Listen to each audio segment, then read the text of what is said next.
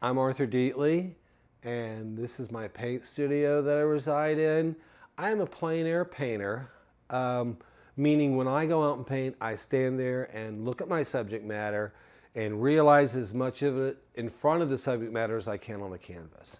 I'm a native Houstonian, graduated Baylor High School in 1977, went to Kansas City Art Institute, came back to Houston and went to U of H in the graduate department, and ended up getting married, having kids, and really put my art career on hold until about 2000. And I started back at when the kids were a little older. And by 2005, I knew instead of underdrawing on a canvas and looking at a photo and painting it, the best way to do it would be go out in light, stand there and paint it in the real world, in real time, in front of everybody. And that's kind of a scary thing. People walk up to you, they talk to you, but I've never had a bad experience in the entire time I've been out painting with the general populace, around me. More importantly, because you're out there painting, you get a certain pace or feeling or about your content, about your subject matter. One thing leads to another. So one series will do 4 to 5 paintings of an area, and then that'll lead you into something else. I started off, maybe I'll do a series of alleyways. I'll notice those little bitty library boxes in front of people's houses, and I'll do a series of that. All of it almost is like a kind of an intimate walk around the area I live in, and the area in a very general sense, not only the city of Houston, but the Gulf Coast region. Being part of a painting community is important for me. I'm a member of the Watercolor Art Society. I'm a member of the plein-air Outdoor Painting Society. And that gets me out of Houston, gets me painting in some of the small towns around Texas. I've painted mainly in this area, New Braunfels, Brenham, Columbus, Fayetteville, League City, Galveston. This is a beautiful region. The southeast region and the coastal plains is kind of a quiet kind of beauty, a sublime beauty. It doesn't hit you in the face. It's not a mountain range. It's not a, babbling river with aspen trees. It's not about that kind of beauty. It's kind of what I call, and don't take offense, Houston, the ugly beauty. There's a certain uncaringness about what we have here that makes it even cooler than something that was planned by an architect. It's not that kind of beauty. And that's why I find it so interesting to look at. Because of our industries, the shipping industries, the warehouse industries, the oil industries, it has a certain flavor about it. And the fact that we're in bayous with mud and bugs and mosquitoes and swamps with snakes and alligators, that just makes it even cooler. The best way to describe my work is urban landscape paintings, where I'm going out and I'm painting in a representational way the buildings, bridges, and bayous that kind of make up our city.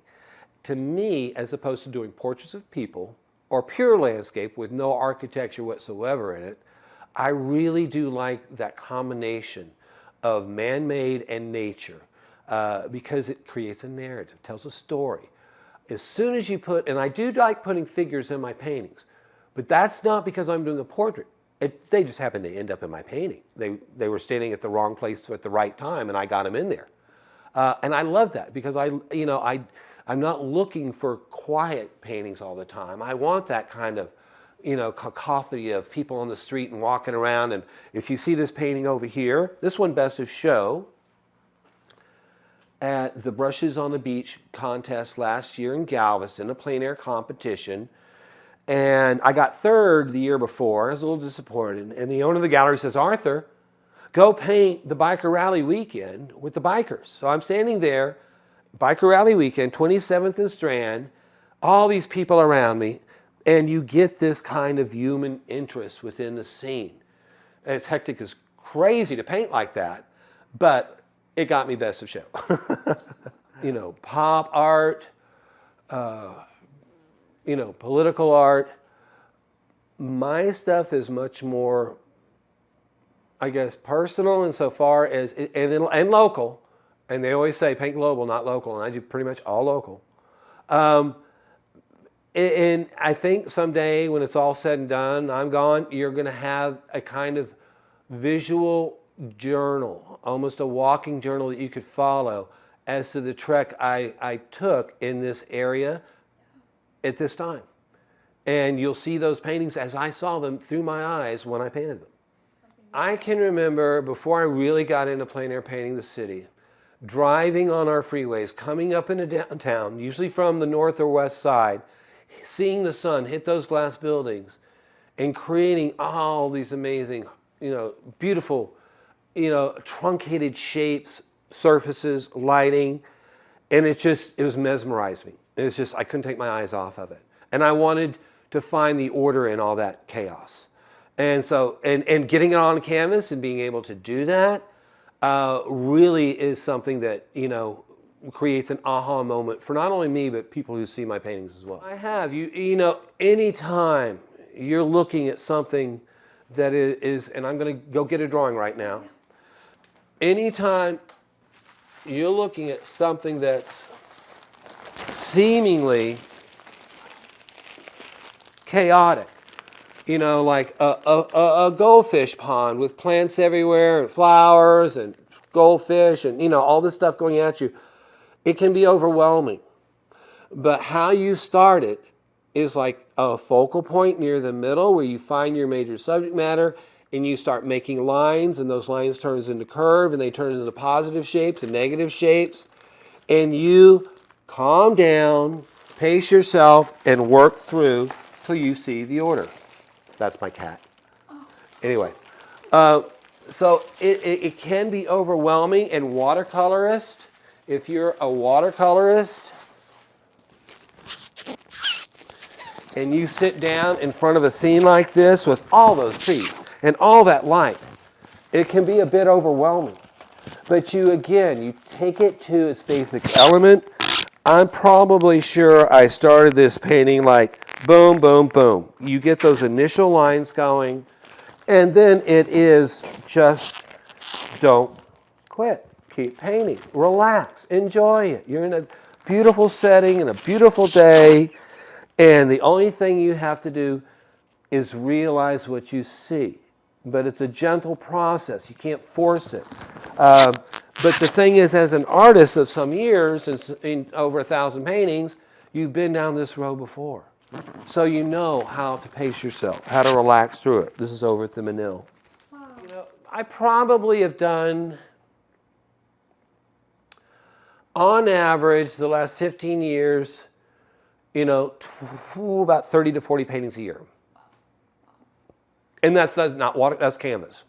Not watercolor drawings. I do those all the time. Yeah. And that's it. Painting is exercise. If you don't paint, unless it's a very process where you're doing kind of the same imagery, motif, and pattern at the same time, then you can do your once-a-year painting.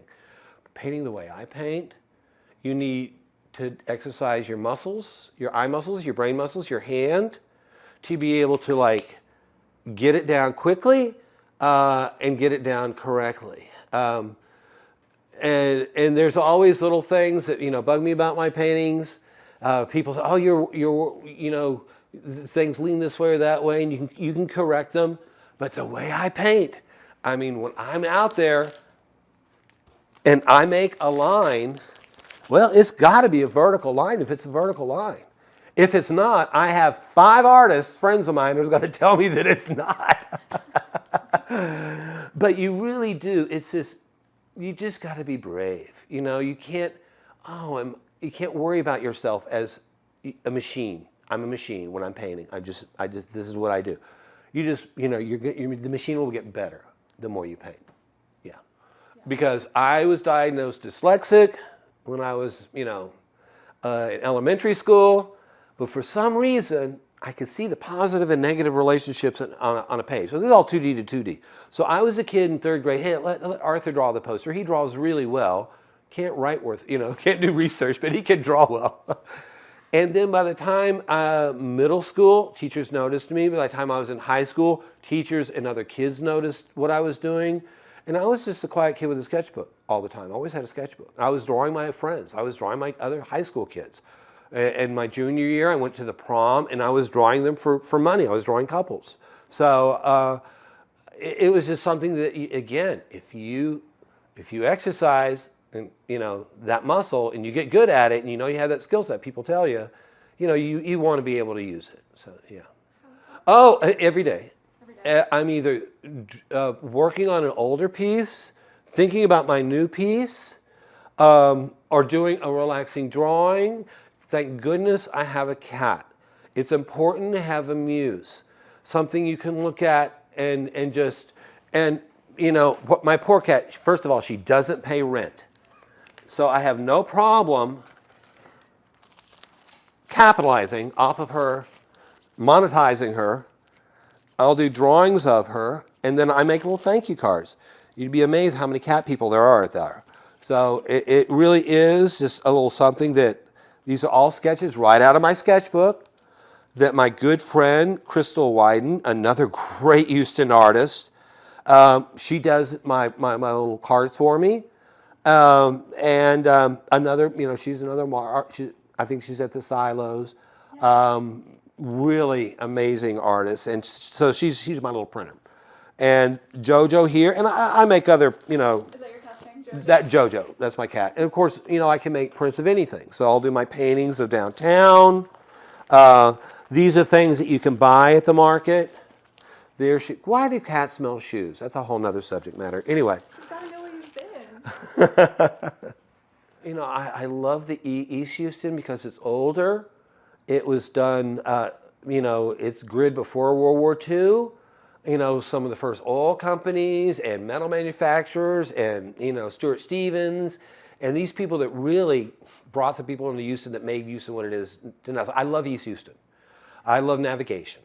Off of 75th and Castile Park and that kind of thing. That's where that big painting came from. The baseball field with the oil tanks behind it, that's Castile Park, yeah. So that area over there is very romantic for me. I was raised on West Houston, and West Houston is boring. Even when I would take walks as a kid, I would go to the older part of town, because I had no interest in the newer part, the newer suburbs. They were just boring to me. So it's places with a sense of history. Yeah, I wanted some funk to it. I wanted some history. I wanted something that said, I've been here a long time. I might not be used anymore, but I can tell you the history when I was in my prime of a Houston that you have no idea even existed. So I like the fact that we're in this place, this cultural kind of crossroads in this swamp that no one should come to based on its beauty or its nature, my gosh. But yet we're here and we've made it what it is,